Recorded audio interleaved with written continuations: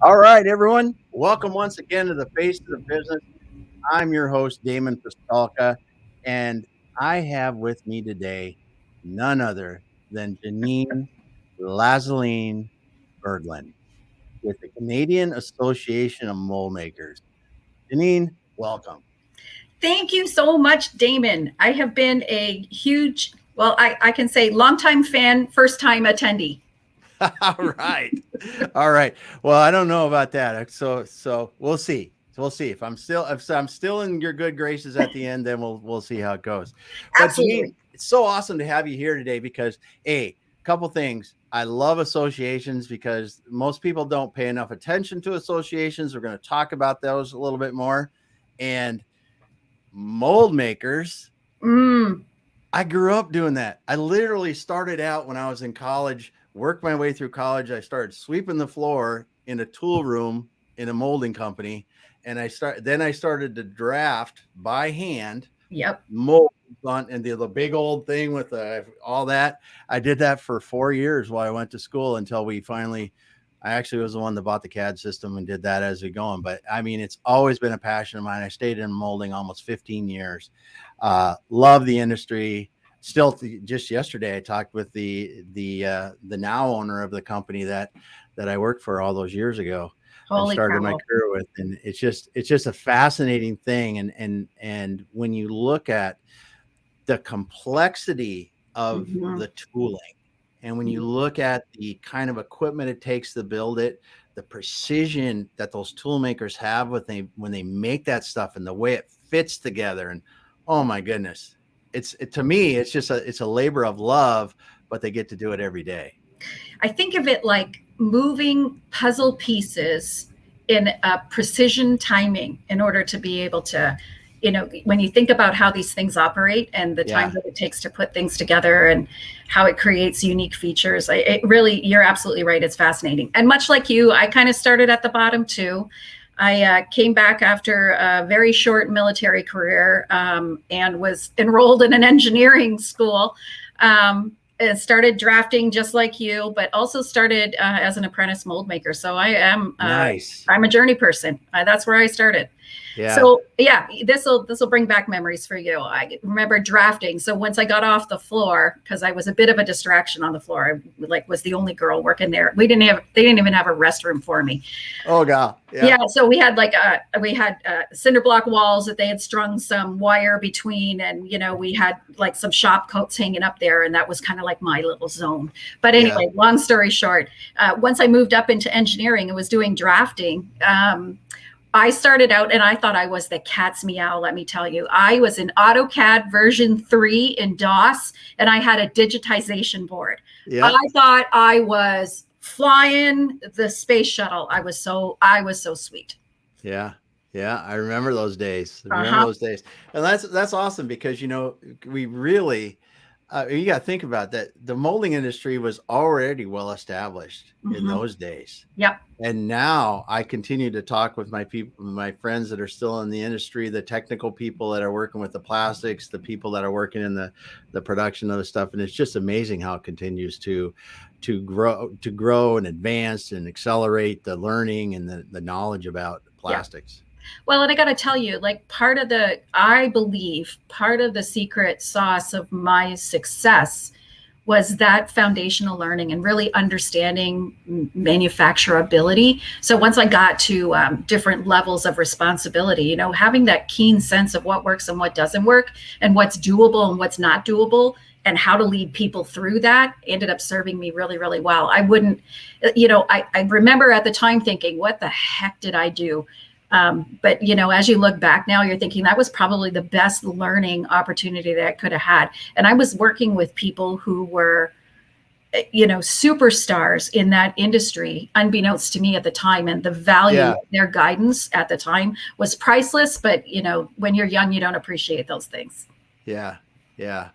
Oh, that's amazing. That's amazing, and the similarity is really crazy. Is really crazy for me too because the I it's the third now they're into the third generation of the business that I started with, and the founder would literally sit down with me for an hour here and there and just talk to me about business.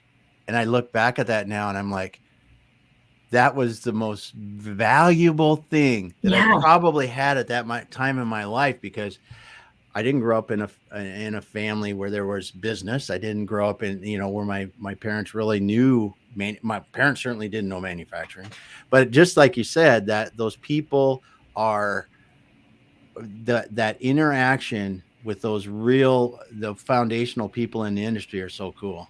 Yeah. Well, and, I'm sure you had the same experiences. When I started, the owners primarily were still working in the business. Mm-hmm. They were on the shop floor, they were approachable.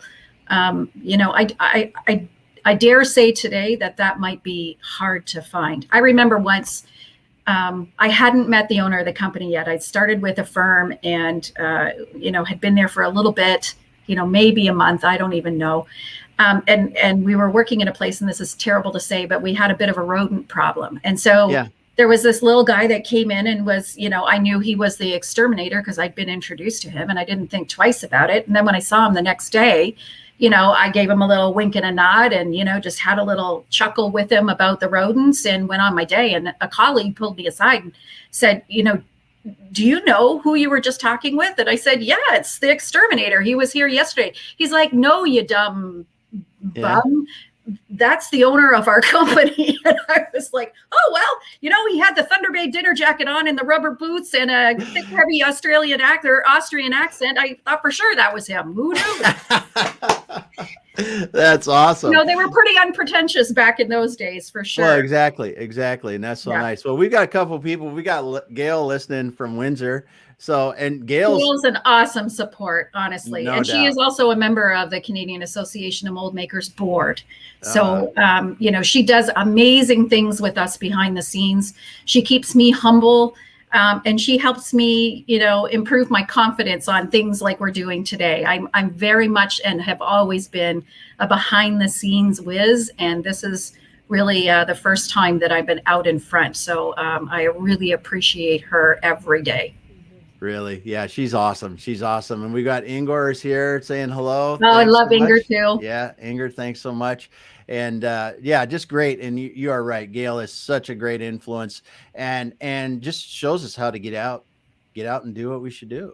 Yeah, absolutely. Yeah, love it.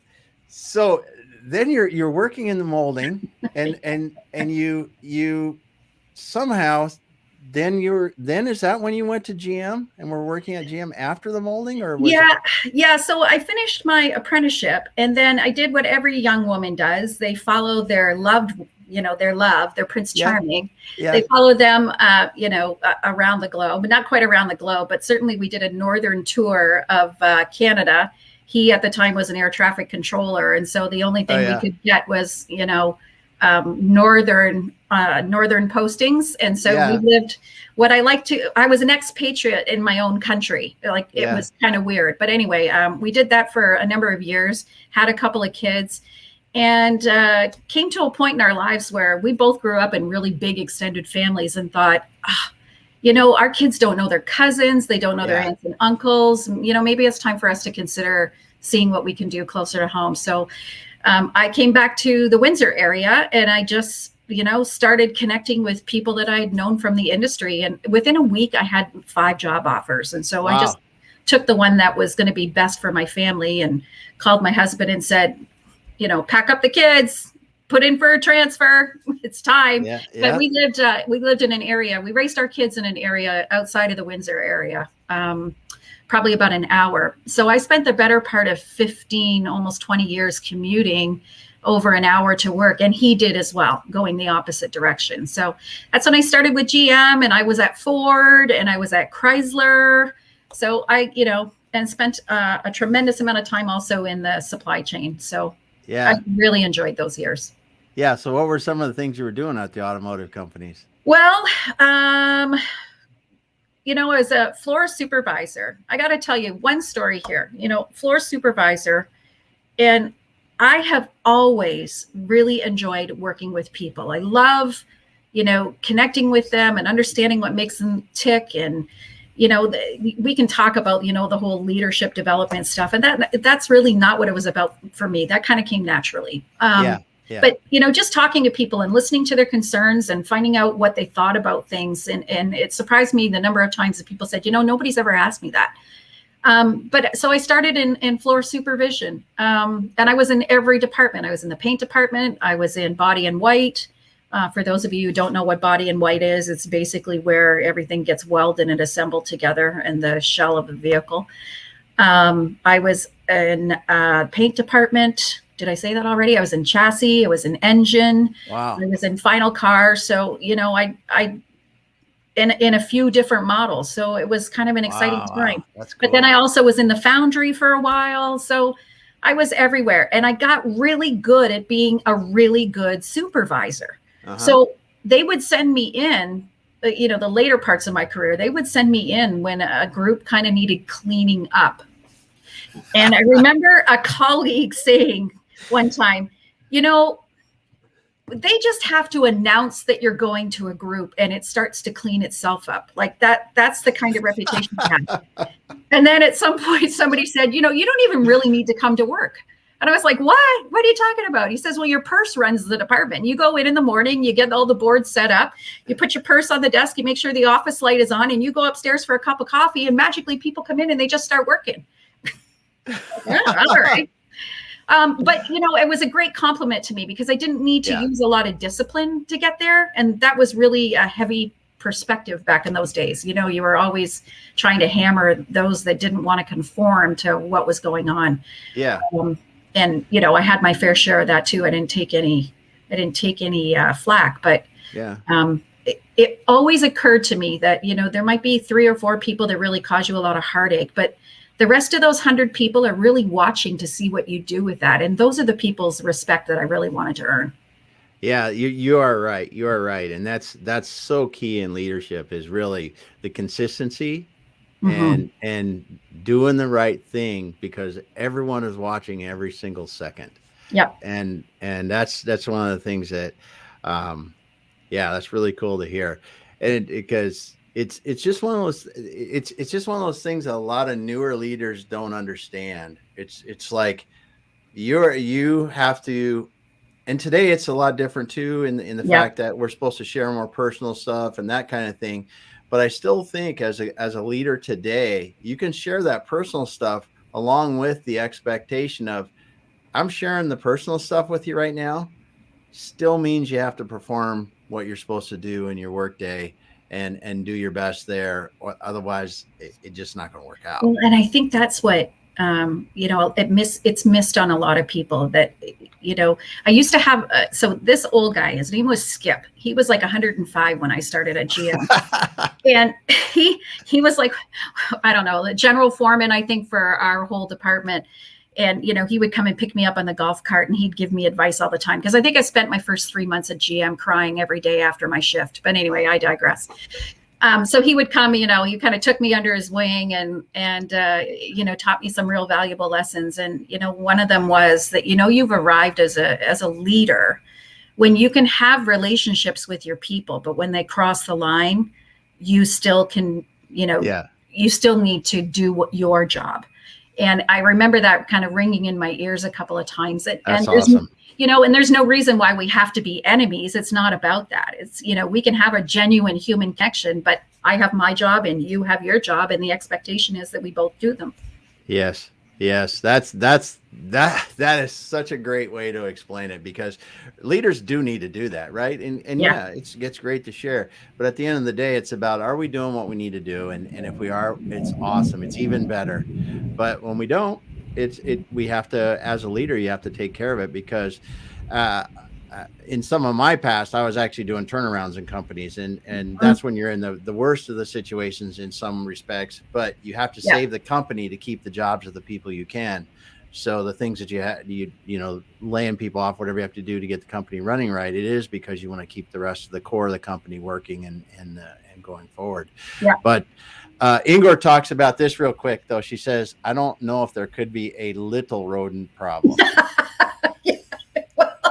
Well, I think if you spend enough time in the danks of manufacturing, like some of us have, a small rodent problem is actually the least of your worries in some respects.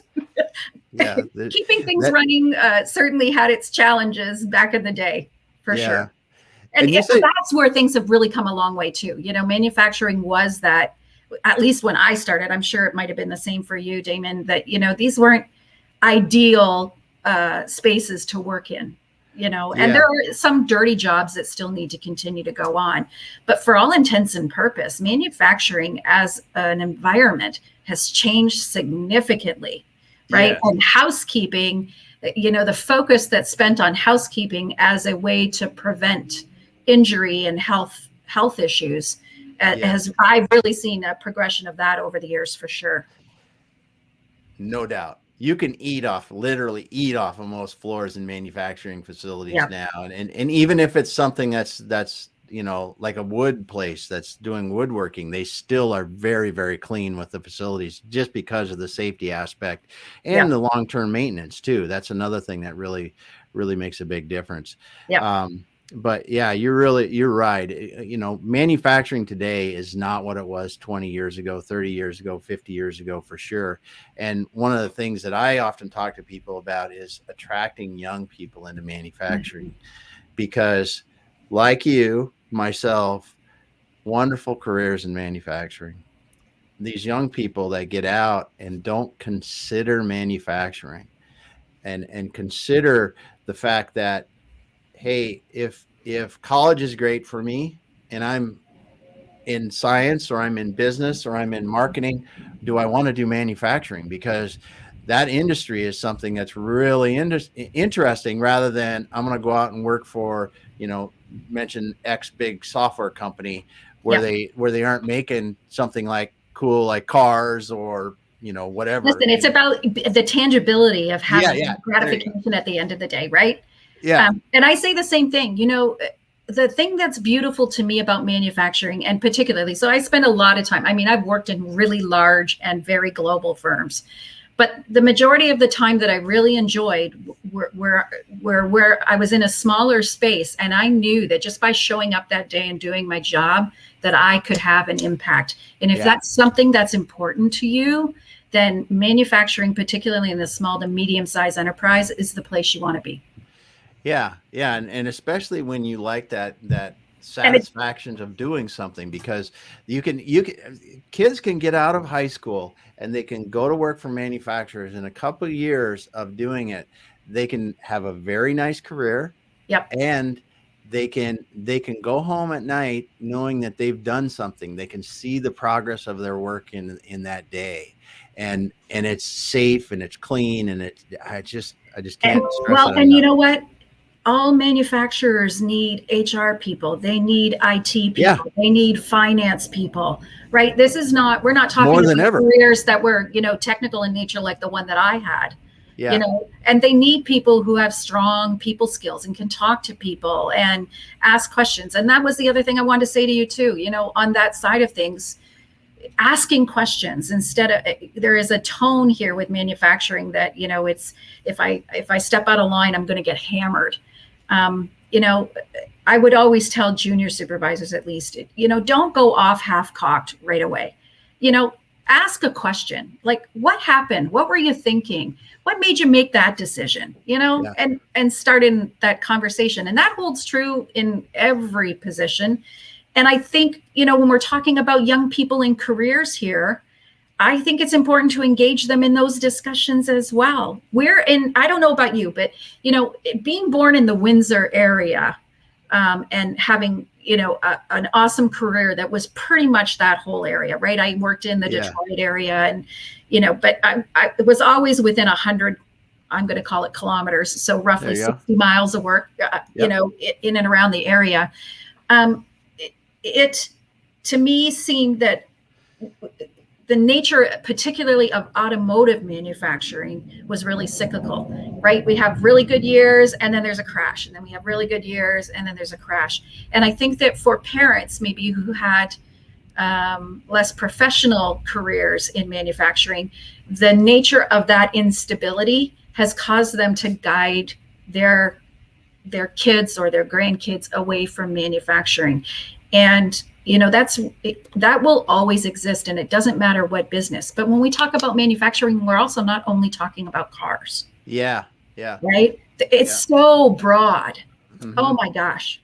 And some of these diversified manufacturers now, I know a lot of places aren't in just one industry, but like here where I'm at in the Northwest, aerospace is huge. Yeah. It's huge. And if you're not in it, you're not going to have the business you could have. And that's what drives that. But there are a lot of diverse manufacturers, a lot of different, as you said, different skill sets needed from A to Z, literally in those manufacturers. I mean, they're hiring doctors and nurses in these big facilities. I mean, it's literally just about, you could think of it, and they probably hire people to do it. So that's awesome. And one of the things we have, Mike Hicks is here today with us as well. Somebody you love Mike. Mike is also a director with CAM. Mike hosts, I got to tell you, Mike hosts one of the funnest golf tournaments that I've ever been at. I have a buddy, and she and I used to attend every year without fail, and we would have so much fun. It was unbelievable. And he is a workhorse, this guy. He is constantly, tirelessly behind the scenes being the best ambassador for our industry that you can imagine. He knows everybody. That's the other thing. He's been around long enough, and he's not that old, but he's been around long enough. He just knows everybody. Well, he's been busy at it then. That's for sure. That's awesome. That's awesome. Well, great to have you here today, Mike. And we got Gail talked about the golf tournament. She said, it's made the annual golf tournament epic. That's great. And then he's also our historian, I should say that. So CAM is celebrating its 40th year this year. The association is, and Mike has been with it since the beginning. And is our historian. So he's got always tons of stories to share and lots of pictures. And he was, in many ways, primarily responsible for our ability to be able to take a bit of a tiptoe through the tulips at our AGM last month. Nice. Yeah. That's awesome. Because when you look back at these industries, it really is the history is really something. And the Canadian Association of Mold Makers, I'm sure, is like many, where you look back and you go, oh my, it's really something now. So as you look at mold making, what are some of the things that you look back and go, wow, it's changed so much? Like you'll remember when we were working on mill machines or lathes or a lot of the equipment we were using to cut metal was basically 2D, 3D if we were lucky. Right now we're talking about 5-axis, 6-axis, where unmanned machining is very prevalent in the industry now, which means you don't need to have an operator standing there running the equipment. They run on programs now. There is some intuitive intelligence in these machines and pieces of equipment now that are collecting data. And when we talk about cutting metal, we're always trying to optimize the amount of time that we can take to cut metal and the precision to which we can cut it. And gosh, that's the other thing that's come such a long way. There was a time when we would have to cut metal 2, 3, maybe even 4 times in order to reach the tolerance that was needed for the precision of the work that we were doing or the surface clarity of it. That can be done in nanoseconds today. And it's amazing to me. There's a lot of tool makers. There was a saying back in the day that, if you were a tool maker and you weren't missing, the tip of a finger or something, you weren't very good at your job.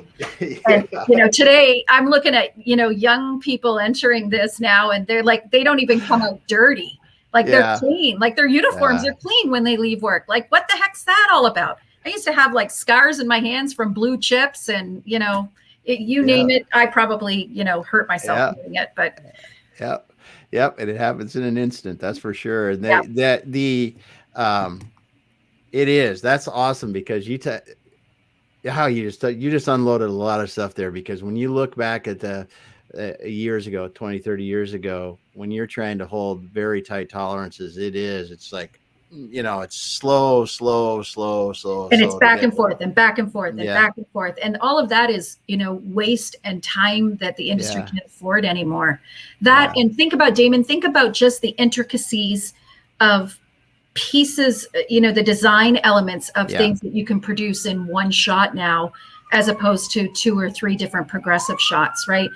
The ability to be able to put features into pieces of plastic that help either with design or cosmetic feature, that is amazing to me, how we can now, we were talking before the broadcast started now about thinking about mold making today. It was rather static when we were there. It opened, there might have been a few things that pointed out of it, the part lifted out, it was bing bang, Bob's your uncle.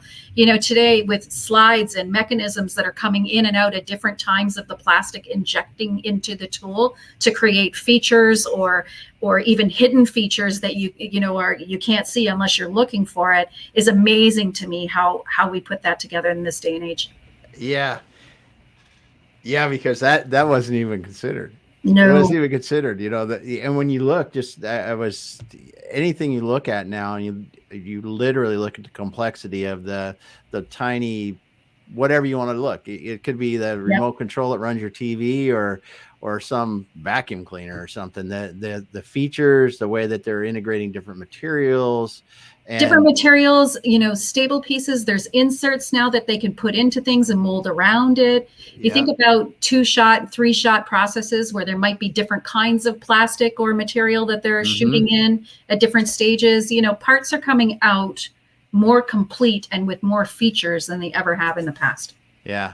And that drives the complexity of the tooling that it takes to make them. So the mold makers are the ones that get to figure out how to do that. That's right. So about how many members are there in the Canadian Association of Mold Makers? We're probably at the lowest point we have ever been. And I think a large part of that is due to the COVID crisis. Yeah. There's a lot of folks that have had to tighten their belts. So we're under 100, but we have some pretty aggressive targets for this coming year. And going along with that, this is the discussion we've really had.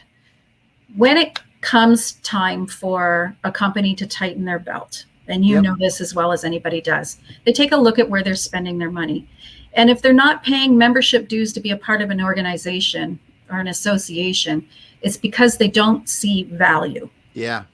And for us, and the livelihood or the lifeblood of what we do, is around being able to provide value. So if we're not providing value, that should be speaking volume. So it's not just about the loss of membership and the loss of that revenue. It's about, how is the industry changing, and how are we going to stay on top of that in order to support people so that they feel like there's value? And that's a large part of the conversation and a lot of the strategic activities that we've been taking on lately. That's awesome, because someone told me the other day, they said it's different if you're selling something to somebody personally, because they may not have the money for it. But in business, they have the money for it if it's something they think is valuable that they need. That's right. They will come up with the money for it. That's right. And basically what they said. So I think you're running into some of the same situations that every association is, and it's no different. I don't think across the globe, probably, honestly. And so, what are some of the things that you're excited about in leading this new wave in the Canadian Association of Mold Makers, and what do you really look towards the future and go, man, there's some good stuff coming? Well, one of it is being able to provide. Let's take it back. Aside from the strategic work that all associations do, which are heavily rooted in, marketing a sector is high on their list of things to do. Being an advocacy body, for government policy or, social policy. Those are always going to be important things that associations do on behalf of members, and why it has some value for membership. But that can't be the only reason. Yeah. When we look at, again, our association does well because a lot of the companies that we have inside of the association are still considered small to medium-sized enterprises by employability standards. So we're not necessarily talking about dollars, we're talking about how many people they employ. Yep.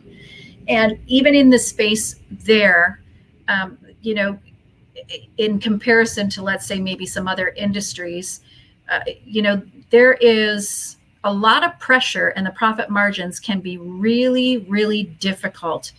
And so being able to help them plug the gaps in their own operations is one of the ways that we provide value. So the things that we're most excited about is being able to provide, you know, opportunity for learning. Just like every industry, you know, skill development, we have been talking about skill development for the better part of 20 years. We've been talking about the loss of skilled trades for the better part of 20 years, you know, and we haven't been successful at moving that dial as much as maybe we had hoped. But there's a lot to also be said for supporting skill development inside your building. Yeah. Right? And, you know, we're not suggesting here that we're going to offer, you know, the latest and greatest on molding techniques, but, you know, being able to help you offset your costs for things that you have to do is one way that we can provide value. So finding ways to consolidate learning opportunities for legislated training, for instance, or expertise on other areas of your business. So what about R&D? In Canada, we have a program called SR&ED. It's a rebate program with our revenue agency, a Canadian revenue agency, that provides a payback for money that you spend on research and development. It is one of the ways they're hoping that it stimulates innovation into commercialization. That was the purpose of that in the first place. So, you know, they might not understand all the ins and outs of those programs. So making sure that we have learning opportunities for that. Or, you know, how about even quality certification programs? You know, quality and total quality management are still things that are important, you know, and maybe leadership development, we're not 100% sure yet. And a lot of it will be determined by the feedback we get from members on where the biggest holes in the businesses are. So, you know, our goal here is to provide services that help them stabilize their businesses. That's one way that we're really looking to move the dial forward this particular year. That's cool because you do have to reinvent yourself a bit, right? I think because it's one thing to put on a trade show, let people come to it. Okay, to me, that's an easier way, right? Put the trade show together. And it's pretty well known. And it's well known, right? Yeah, exactly. But to really get in with your members and go, what is it that I can do for all of you that will, as a group, ease burden, allow you to sleep better at night, things that will make your life better, make your businesses better, and really get to the core of it. If you do that, that's long-term value that you're going to be able to drive to the association. Yeah, exactly. So those are the things that we're really looking at. And then, you know, on top of that, trying to create a community. You know, it wasn't that long ago where our particular association would host dinner meetings. And it was an opportunity for members to get together and have face-to-face discussion and, you know, kick the tires on, you know, whatever ton machine was, you know, happened to be the latest and greatest and who was doing what. And, you know, there's always an eye towards competitiveness. Let's not be crazy. There was a time, you know, where I didn't talk about where I bought my Kleenex because that was a competitive advantage. But, you know, it was an opportunity for people to have these face-to-face discussions, and they would occasionally bring in a guest speaker to talk about something important. You know, COVID, if for no other reason, has forced us to look at different ways to connect with people. And in lieu of having these face-to-face opportunities. And so we're spending a lot of time understanding that, because the value side of that is the membership dollars go further if we can find more cost-effective ways to deliver that same experience and continue to garner that same excitement without having to spend the kind of money we're spending for in-person services. So where it makes sense, we're looking at doing those things too and creating that community. I mean, in a perfect state, I would love to see more collaboration between members. And so we're starting to do that as well. So We have some board committees now that will be taking on, some of the things that there's only two of us in the association that are managing things day to day. So, our time gets used up very quickly. But if we can leverage that activity across committees, it's another way to get people involved. It's another perspective for us to be able to collect an opinion or data or whatever it is. And we get the opportunity to build on the momentum that people can create. Yeah. Because collaboration is for someone that's my age, you look at collaboration, we never did it, right? Because everybody's a competitor, but realistically now. Yeah. And maybe it's not so much collaboration as it is co-opetition. There you go. That's probably a much better word. You're really, anyone from around the globe can do what you can do today. Mm-hmm. Yep. So just like anything else. So you really have to understand that. So, why don't you work with people, and like and trust and try to do the best that you both can.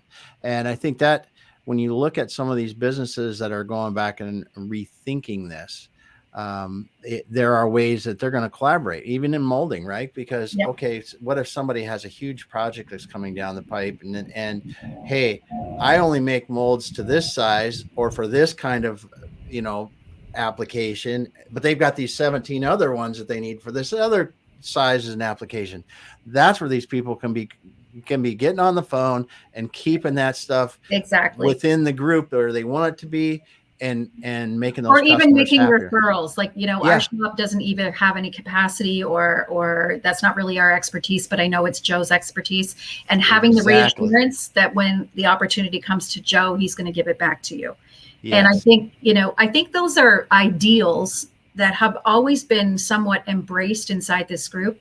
But as the group continues to grow, and as we as we grow into the shoes that we've built for ourselves as a national organization, that backyard, back over the fence referral system only works with people who know and trust each other. I mean, those are old sales adages we've had for a long time. How can we develop that in pockets where the cluster of these activities continue to develop? And it can still be organic to a certain degree. We got some funding dollars to actually put together a program that I can't talk too much about right now, but essentially for your listeners today, it's called CAM Connects, and it essentially is going to be creating an online environment where we can take advantage of some of the things that we know how to do, and support each other. But the other thing here is that as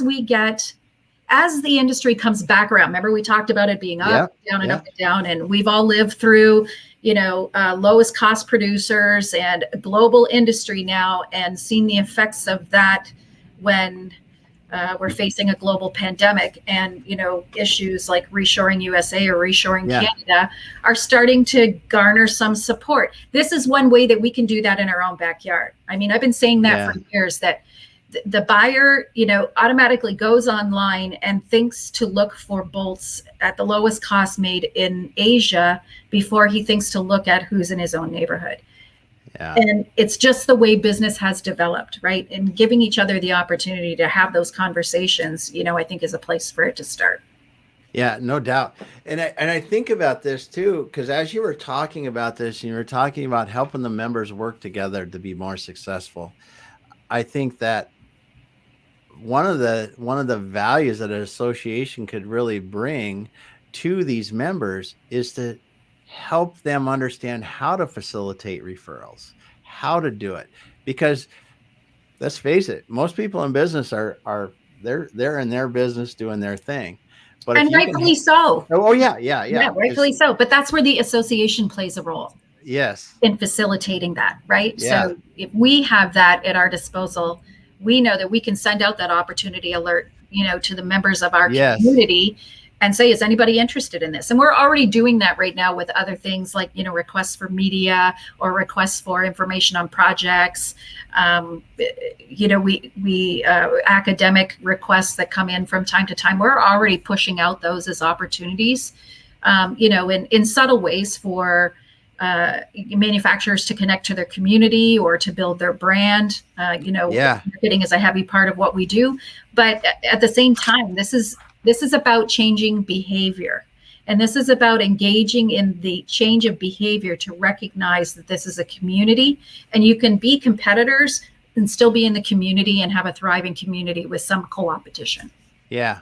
Yeah. And that's awesome, because I just think about the way that you could help people collaborate at the level they could. And like you said, you mentioned a couple of those things, sharing opportunities among the group, the shared learning opportunities on some of the regulated stuff. I think it's got to be huge, because when you look at, hey, I've got 40 people in my facility, but this is really expensive training. Well, now if I can have 2 facilities come together, 3 facilities come together and sponsor the same training, that's a huge savings for. Well, and even simple things like, we have a clinician and an HR professional who are going to be delivering an information session on how to interpret the COVID regulations and be able to apply them to business, right? Where does testing, like what is the threshold for tolerance? Can I fire somebody if they don't want to get their vaccination? Like, all of these questions that employers struggle with. It's difficult as singular entities to be able to find the answers, particularly if they don't have a well-seasoned HR department, right? So we want to be able to provide those kinds of services, but in a community kind of way. And it's really taking advantage of the ideals that started this community in the first place and just growing them to a point where we're recognized as experts in this particular area, but this is how we support our experts. Yeah. Wow, you got to be having fun. I am having a ball. I mean, every day is different. I won't kid you. There's a tremendous amount of work that comes with growing at this pace and putting all of this together, because the organization itself has really taken a leap from, being a group of what I'm going to call working board members to now being a full-fledged grown-up board of governance that guides the association on the direction that it needs to take. And we still have some growing pains with that, but they're not in a bad way. It's just, we're all kind of testing the boundaries of where we want to go, because the world is really big right now. The options are really plentiful right now. Yeah. And what I keep reminding people is even if we make a decision today and it's the wrong decision, it's just a place to start. Yeah. Right. Exactly. Because we're not setting things in stone here. Yeah. No decision, no progress. A decision, you're going to have some progress, even if you want to change it tomorrow. Yep. Good stuff. Well, I just want to thank James for being here today. Thanks so much. I know you've been listening a while. I just want to get that. And we had some more comments from Gail and Ingor. Thanks so much. Ingor's like, oh my gosh, tip of a finger missing. Not for me.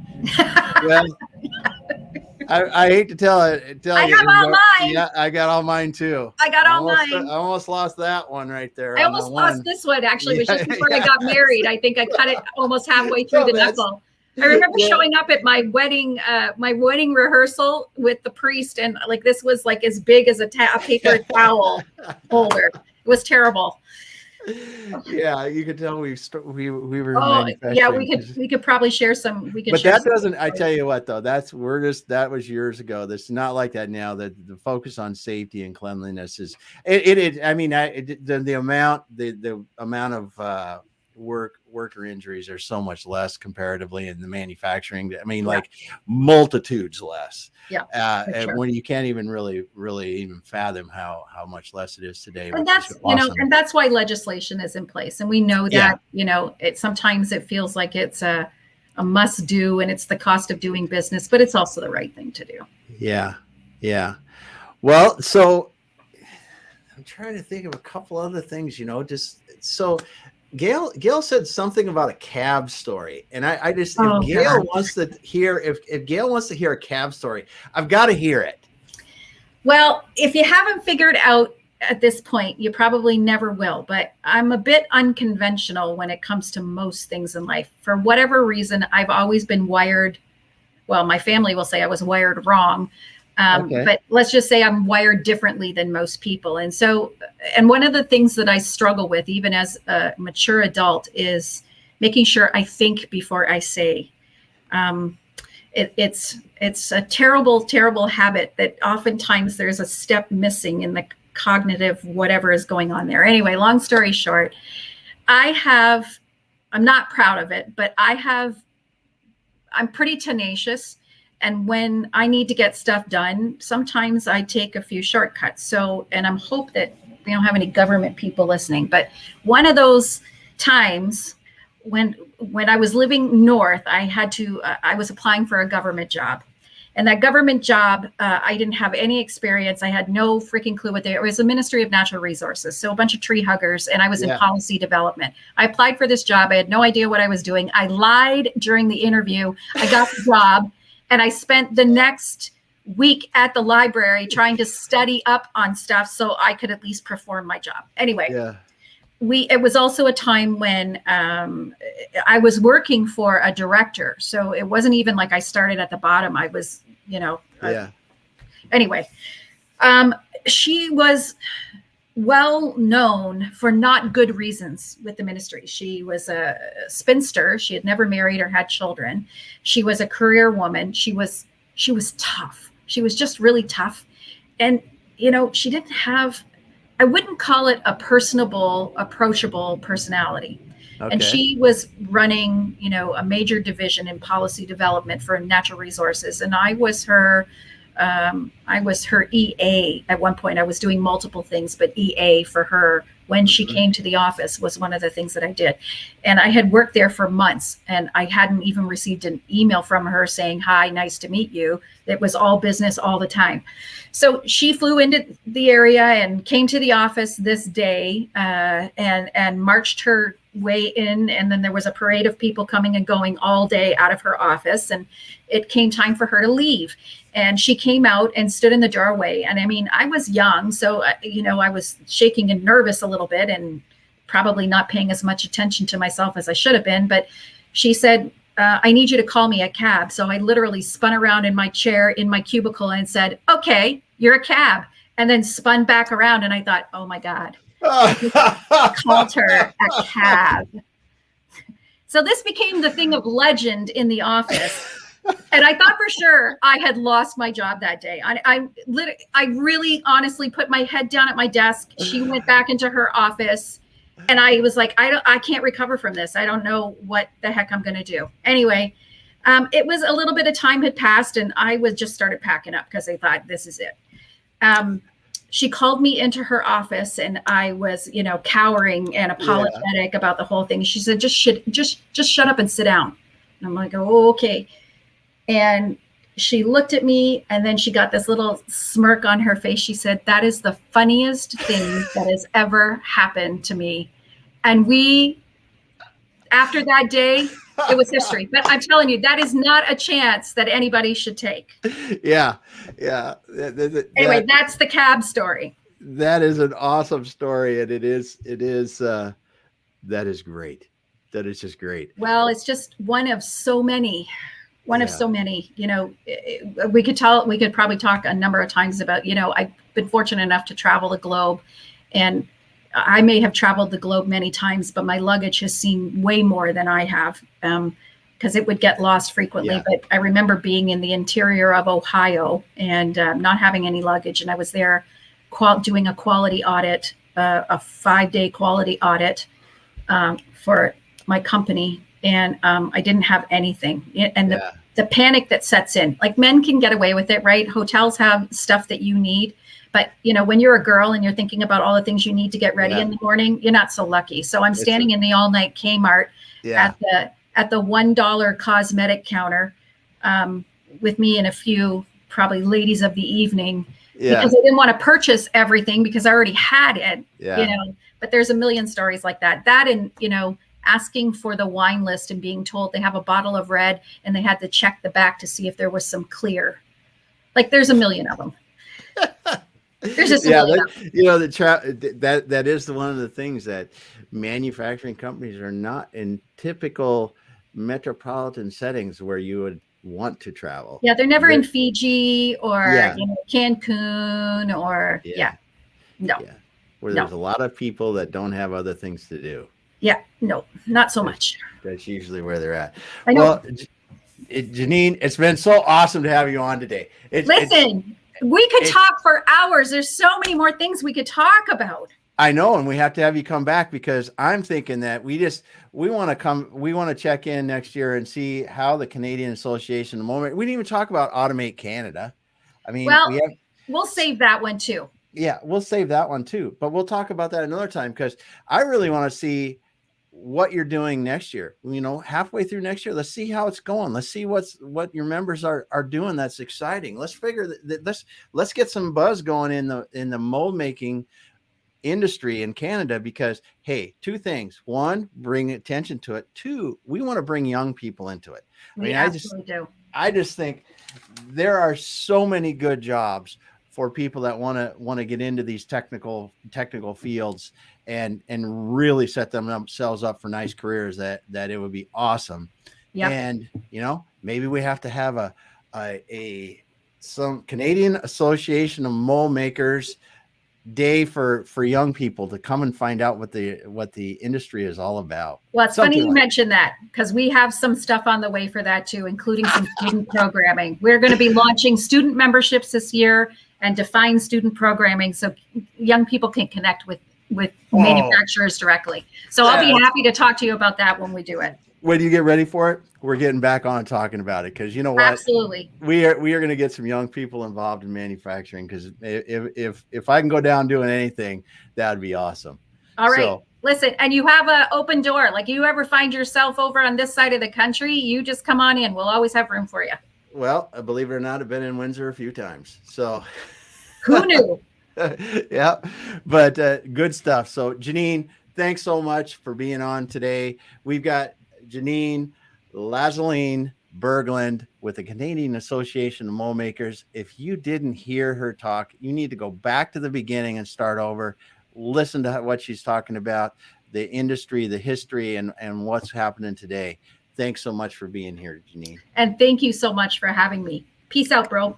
You bet. You bet. Well, if anyone wants to talk to Jeanine, hey, check her out on LinkedIn. You can find her on this post there, and we will have her details, or also the Canadian Association of Mold Making details on the website when we put the blog post up.